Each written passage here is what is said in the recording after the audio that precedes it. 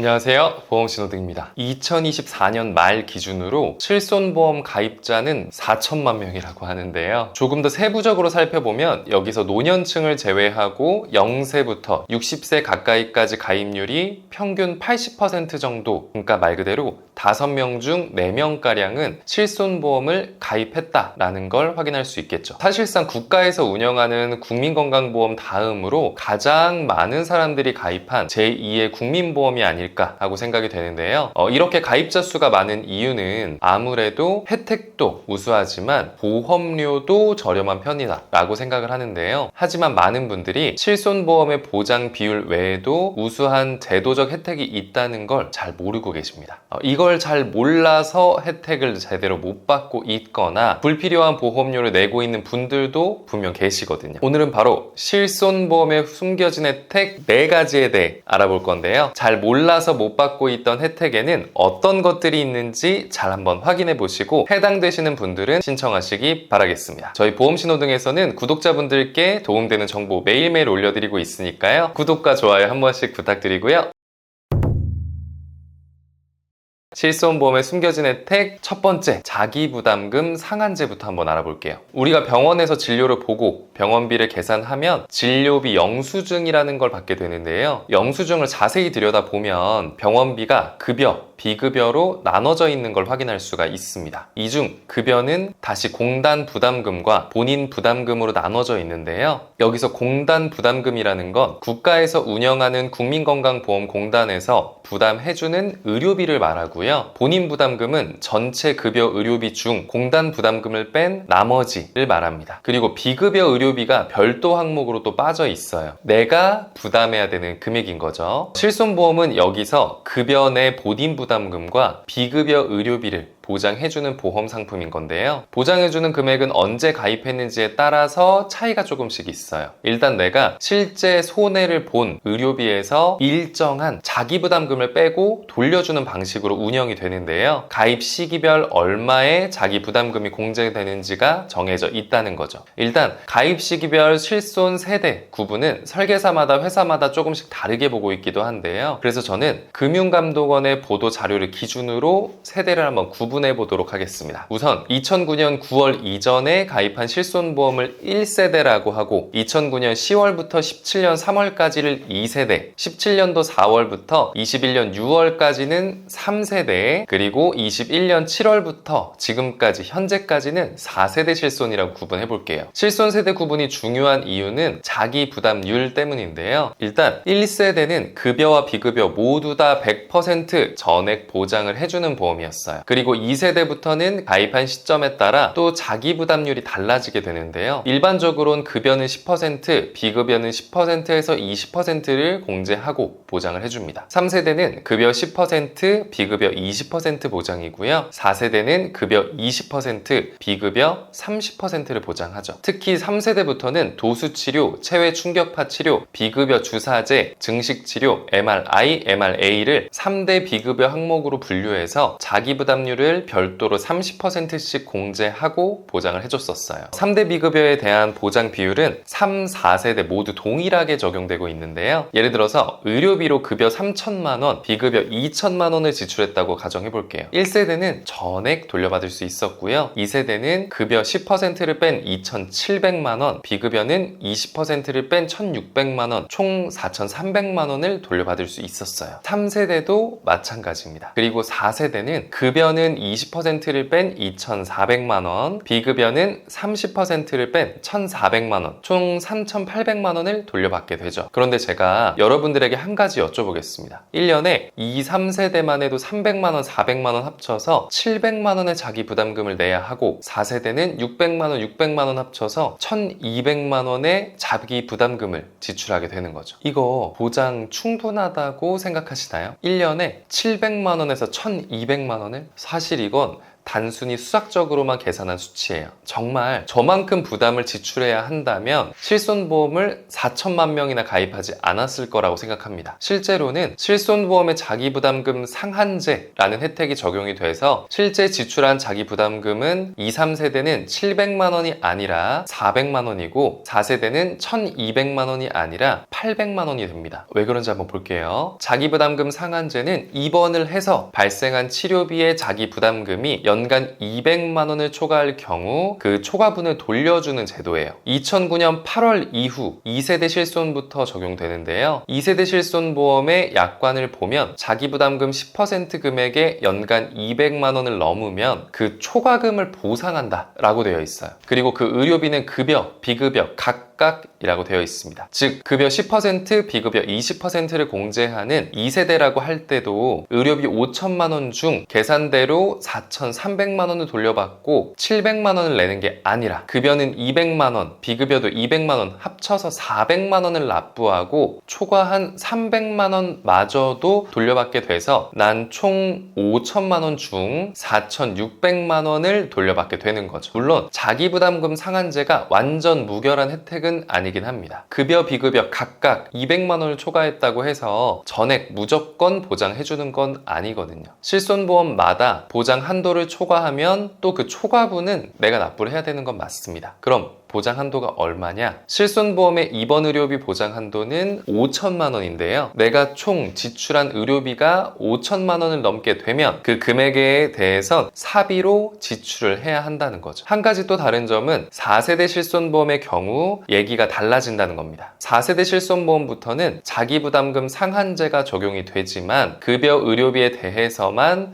혜택을 받을 수가 있어요. 그래서 아까 4세대 실손보험에서 납부하게 될 자기부담 금으로 800만 원을 내야 한다고 말씀드린 거죠. 다른 실손보험과 같이 똑같이 상한제가 적용된다면 얼마를 지출했든 급여 200만 원, 비급여 200만 원만 납부하게 됐을 텐데요. 하지만 4세대는 비급여는 상한제가 적용되지 않기 때문에 자기부담금 1200만 원 중 급여는 상한제가 적용이 돼서 600만 원 중 200만 원을 비급여는 적용되지 않아서 600만 원을 그대로 내야 하기 때문에 800만 원이라고 말씀드린 거예요. 그만큼 4세대 실손보험에서는 이전 세대에 비해서 보장이 많이 줄었다고 생각하실 수 있는데요. 물론 4세대는 또 4세대만의 장점이 있습니다. 일단 보험료가 상당히 저렴해졌다고 생각해요. 기존 세대에 비해서 보장이 줄어드니까 당연히 보험료도 줄어들었다는 거고요. 여기에 보상 한도도 메리트가 있기는 합니다. 3세대까지는 급여, 비급여 관계없이 5천만 원 한도 내에서 보장해줬다고 한다면 4세대부터는 급여도 5천만 원, 비급여도 5천만 원씩 각각의 한도를 갖고 있어요. 그래서 보장 한도는 자체적으로 합산 1억으로 다른 세대에 비해서 좋아진 건 맞습니다. 요약하자면 전액 보장하는 1세대와 4세대를 빼고 나머지 실손보험들은 언제 가입을 했든 결국 상한제가 적용이 돼서 1년 최대 400만 원까지만 자기부담을 하면 된다는 거고요. 4세대도 비급여에 대한 아쉬움은 있지만 그래도 개인 부담을 낮추는 최소한 안전장치가 되어줄 수 있다라고 볼 수 있겠습니다. 또 그렇기 때문에 아무리 경제적인 부담이 된다고 하더라도 최소한 실손보험 하나는 그래도 가지고 계시면 좋겠다라는 말씀을 드리고요. 자, 그럼 두 번째 실손보험의 혜택, 바로 납입중지 기능에 대해 말씀드릴 텐데요. 납입중지는 글자 그대로 보험료 납입을 중지한다는 뜻인데요. 이게 어떤 혜택인지 구체적으로 한번 살펴보도록 하죠. 일단 직장을 다니시는 분들 중 회사에서 가입시켜주는 단체 실비에 가입된 분들 꽤 있으실 텐데요. 문제는 개인 실비도 중복으로 가지고 있는 경우예요. 흔히 실손에 대해 오해하고 계시는 분들이 여러 개 가지고 있으면 중복으로 이렇게 보장되는 거 아니냐 하는 기대감이 있으신 경우 있는데요. 실제로는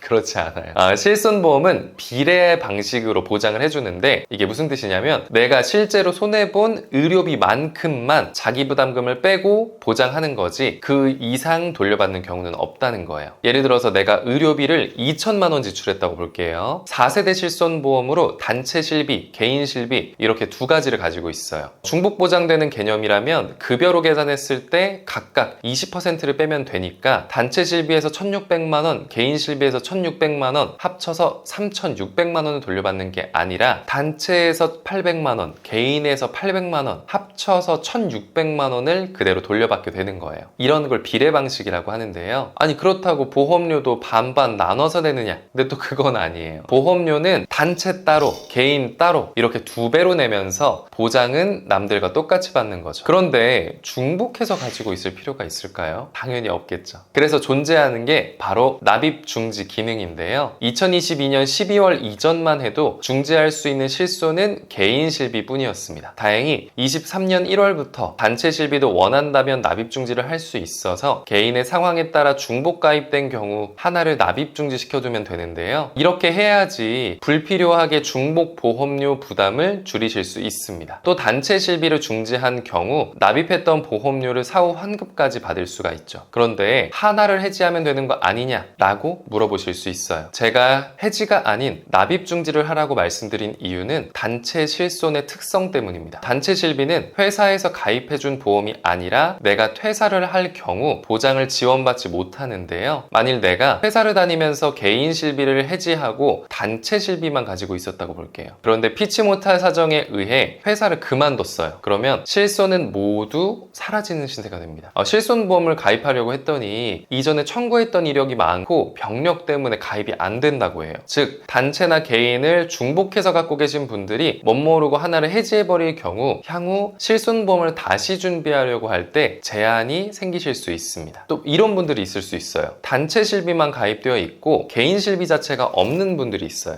이때는 또 단체 실비를 개인 실비로 전환할 수 있는 제도가 그나마 마련이 되어 있는데요. 퇴직 전에 개인 실비로 돌려두면 그대로 실손을 쭉 유지할 수가 있는 거죠. 다만 모든 사람이 전환되는 건 아니고 단체 실비를 5년 동안 유지하고 종료 1개월 전에 신청하셔야 합니다. 또 전환 시 직접 5년간 200만 원 이상을 보험금 수령했거나 10대 질병 진단 이력이 있는 경우도 제한될 수 있어요. 단체에서 개인 실손 전환이 무조건 되는 건 아니라는 거죠. 따라서 단체만 있고 개인 실비가 없는 분은 전환 제도를 활용하셔야겠고 둘 다 가지고 계신 분이라면 개인 실비를 해지하시기보다 납입 중지만 시켜두시라는 겁니다. 그렇게 되면 전환 불가 상태일 경우에 단체를 개인으로 전환하지 못할 때 기존에 납입 중지해둔 개인 실비를 되살리면 되는 거니까요. 그리고 이렇게 되살렸을 때 당시에 나와 있는 최신 버전의 실손으로 제기하는 게 아니라 중지했을 당시 가입해뒀던 세대의 실손으로 되살릴 수가 있는 겁니다. 예를 들어서 내가 2세대 실손을 납입 중지해두고 2030년에 재개했다면 그대로 2세대 실손의 혜택을 받을 수가 있는 거죠. 당시에 나온 5세대, 6세대 실비가 아니라요. 요약해보면 단체만 가지고 있는 분은 퇴직 1개월 전 개인 실비로 전환하시면 되고 단체와 개인 둘 다 갖고 있는 분은 개인 실비는 납입 중지 시켰다가 퇴직 후 재개하시거나 단체에서 개인으로 전환이 불가능할 때 납입 중지해둔 개인 실비를 되살리면 된다. 이렇게 개인의 상황에 따라서 실손보험에 숨겨진 혜택인 납입 중지 기능을 효율적으로 활용하시면 되겠죠. 단체와 개인 실비를 중복해서 가입하신 분들은 22년 9월 기준으로 150만 명에 달할 정도로 많다고 해요. 혹시 이 영상 보고 계신 구독자님 분들 중에서도 해당되는 얘기일 수 있으니까 꼭 중복가입자인지 확인해 보시길 바라겠습니다. 이어서 실손보험의 숨겨진 혜택 세 번째는 해외 장기 체류 시 보험료 환급 제도인데요. 실손보험은 기본적으로 국내 의료기관에서 치료를 받아야 보장을 해주는 보험입니다. 그래서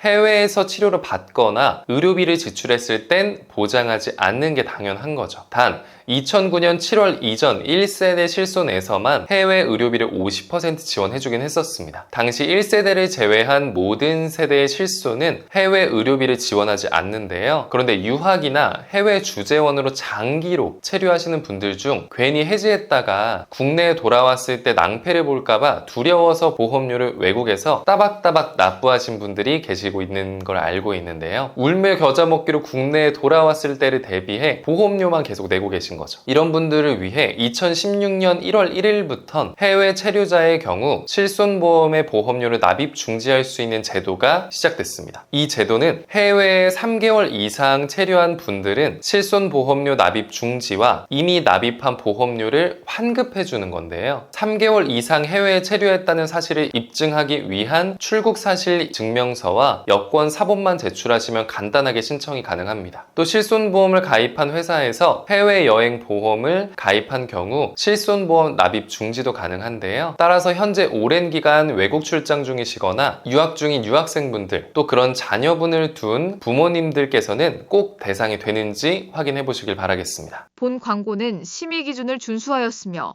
유효기간은 심의일로부터 1년입니다.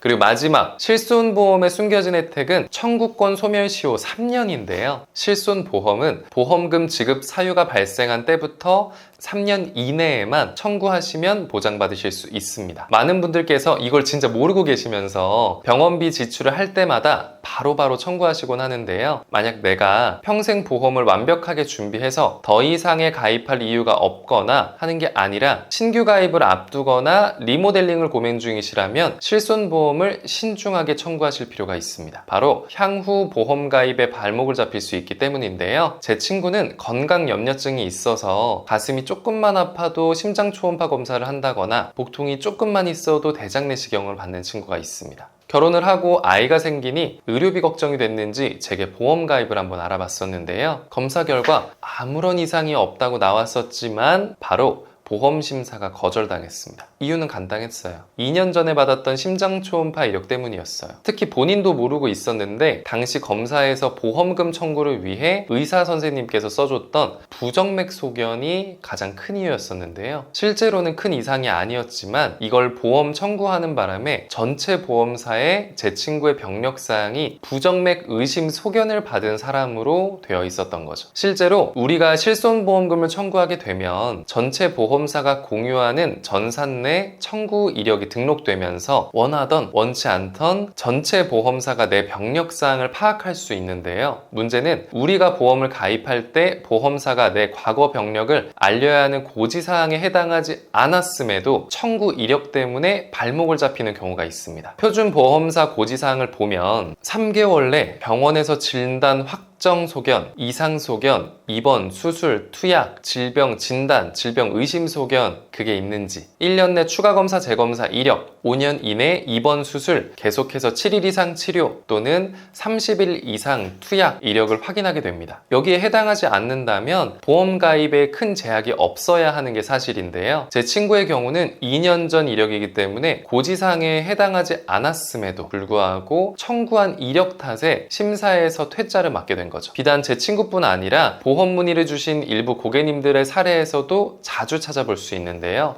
허리 통증으로 도수 치료를 5일 정도 받으셨다고 해요. 근데 5년 이내에 7일 이상 치료에 해당하지 않기 때문에 당연히 보험사에 고지하지 않았었는데요. 그런데 매번 도수 치료를 받을 때마다 보험사에 청구하는 바람에 알리기 싫어도 보험사에서 도수 치료 이력을 확인할 수가 있게 된 거죠. 이렇게 과거 이력 탓에 가입에 제한이 되게 되면 특정 치료나 부위에 대한 보상을 못 받게 되는 부담보나 보험료의 할증, 심지어는 유병자 보험으로 가입이 제한될 수도 있습니다. 이러한 이유 때문에 당장 내가 급전이 필요하거나 의료비 지출로 경제적 위기를 불러일으키는 정도가 아니라면 바로바로 청구하시는 걸 신중하게 생각하시라고 말씀드리는 거죠. 어차피 실손보험은 3년이라는 청구권 시효가 있기 때문에 내가 당장 보험 가입을 앞두고 있거나 리모델링을 고민 중이시라면, 그리고 고지사항에 해당하지는 않는 이력이라면 잠깐 청구를 유예하시고 계시라는 거예요. 보험 가입을 다 끝내고 면책이나 감액 기간이 지난 뒤에 모아둔 걸 청구하는 게 보험 가입에도 발목 잡히지 않고 청구 보상도 제대로 받을 수 있는 방법이라는 겁니다. 단 4세대 실손 실손보험부터는 조금 더 복잡해요. 4세대 실손보험은 자기부담금 상한제가 비급여 의료비에는 적용되지 않지만 다른 세대의 실손과 달리 보험료 차등제 효과를 받을 수 있어요. 차등제라고 하면 전년도에 내가 받은 청구 금액이 얼마인지에 따라 다음 연도의 보험료가 결정되는 제도인데요. 만약에 전년도 보험금을 0원 수령했다면 다음 연도 보험료가 5% 오히려 할인이 되고 100만 원 미만으로 받았다면 전년도와 동일한 보험료로 유지, 100만 원 이상 150만 원 미만은 100% 할증, 150만 원 이상부터 300만 원 미만은 200%, 300만 원 이상 타간 경우는 300% 할증입니다. 그런데 이 제도는 1년에 보험사로부터 받은 보험금의 합계를 토대로 내년 보험료로 정해주기 때문에 만일 저 기준치인 100만 원 이상을 3년치 모아서 청구할 경우 다음 해에 보험료 인상의 불이익을 받을 수 있는 거죠. 실제로 23년, 24년 치료비를 129만 원 모두 24년에 청구받은 B씨의 예를 들어볼게요. 25년 보험료가 2배 인상될 거란 통보를 받았는데요. 말씀드린 것처럼 언제 진료비를 지출했는지가 아니라 실수령 받은 보험금을 토대로 내년 보험료가 결정되기 때문에 발생한 일이었습니다. 결국 4세대 실손보험 같은 경우는 최소한 모아서 보험금을 청구하되 청구받은 보험금이 100만 원을 넘지 않게 조절할 필요가 있어요. 물론 이 차등제는 비급여 의료비에 대한 보험금만 해당이 되기 때문에 급여 의료비는 보험금과 상관없이 한꺼번에 청구하셔도 아무 문제 없습니다. 다만 한 가지 다행인 점은 과도한 의료비가 지출될 걸 예상되는 암, 급성심근경색, 뇌졸중 등 산정특례 대상이 되는 질병이나 장기 요양 등급 1, 2등급 판정자에 대한 의료비는 아무리 많은 보험금을 청구했다고 하더라도 보험금 차등제 합계액에 포함되지 않는다는 거예요. 따라서 중대한 질환으로 보험금을 청구해야 하는 분들은 아무 걱정 없이 청구하시면 되겠습니다. 어차피 이러한 질병 고지사항에 해당하게 되더라도 질병들이기도 해서 굳이 모아서 청구할 필요도 없을 거고요.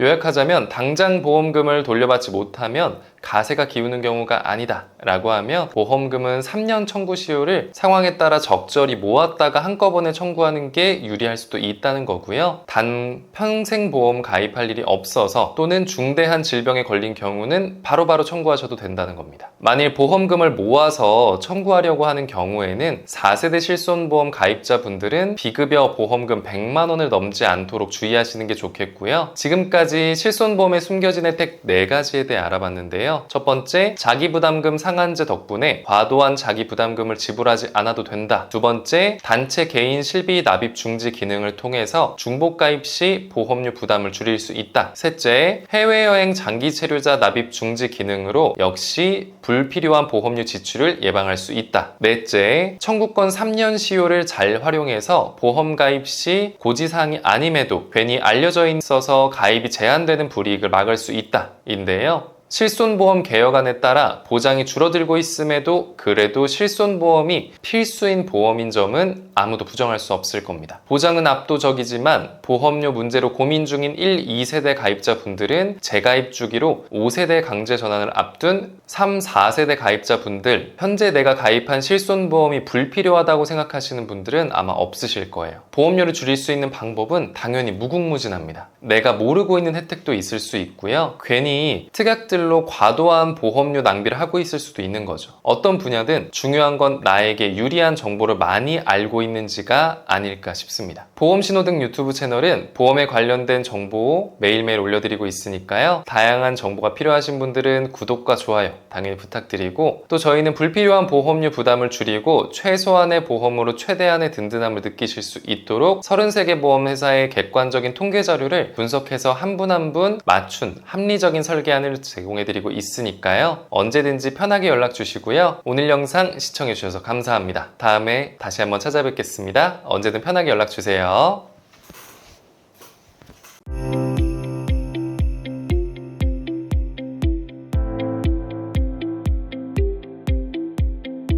본 광고는 심의 기준을 준수하였으며 유효기간은 심의일로부터 1년입니다.